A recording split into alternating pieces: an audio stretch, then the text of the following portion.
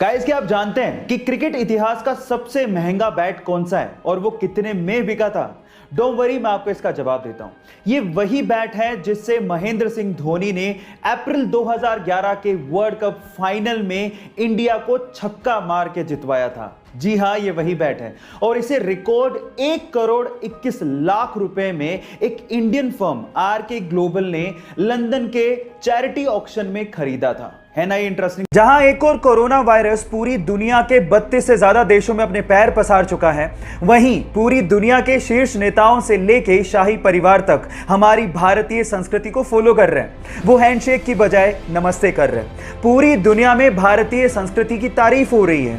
इसमें अमेरिका के राष्ट्रपति, फ्रांस के राष्ट्रपति, इजराइल के प्रधानमंत्री, जर्मनी के चांसलर से लेके ब्रिटेन का शाही परिवार शामिल है और सबका यही कहना है कि अगर हमें कोरोना वायरस से जंग जीतनी है तो इसमें भारत का नमस्ते एक बहुत बड़ा हथियार साबित हो सकता है।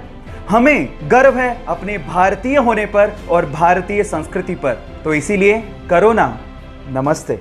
एक बार एक विदेशी यात्री भारत घूमने आया और टैक्सी करके पास के एक होटल पहुंचा। जैसे ही वो होटल में चेक इन कर रहा था, उसे पता लगा कि उसका पर्स टैक्सी में रह गया। उसने होटल वालों को कहा कि प्लीज आप टैक्सी वाले से कांटेक्ट करिए, लेकिन उन्होंने कहा कि हमारे पास टैक्सी वालों के कांटेक्ट नंबर नहीं है। उसने भी बहुत कोशिश करी, लेकिन टैक्सी वाले का कहीं पता ही नहीं लगा। वो पूरी तरह से घबरा गया था क्योंकि उसका क्रेडिट कार्ड, उसके आइडेंटिटी कार्ड सब पर्स के अंदर थे।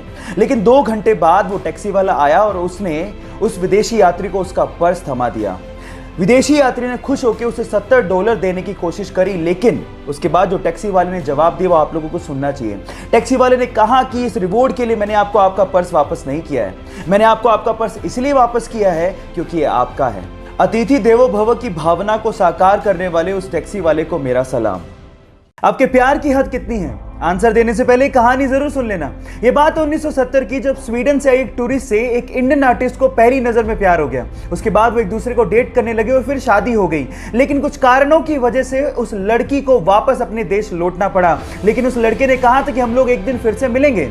इतने पैसे नहीं थे कि वो लड़का फ्लाइट ले सकता, इसलिए साल भर बाद उसने अपना सब कुछ बेच के 60 रुपए में एक साइकिल खरीदी और 500 रुपए लेके दीवाना निकल पड़ा दिल्ली से अपने प्यार से मिलने। और 4 महीने की मशक्कत के बाद, कोई टेक्नोलॉजी ना होने के बावजूद भी वो स्वीडन पहुंच गया। इतना शिद्दत वाला प्यार देखकर लड़की के माँ बाप ने लड़के और लड़की की फिर से स्वीडन में शादी करवा दी। है ना जुनूनी बात? आपके प्यार में कितना जुनून है, चैट सेक्शन में लिखने मत भूलिएगा।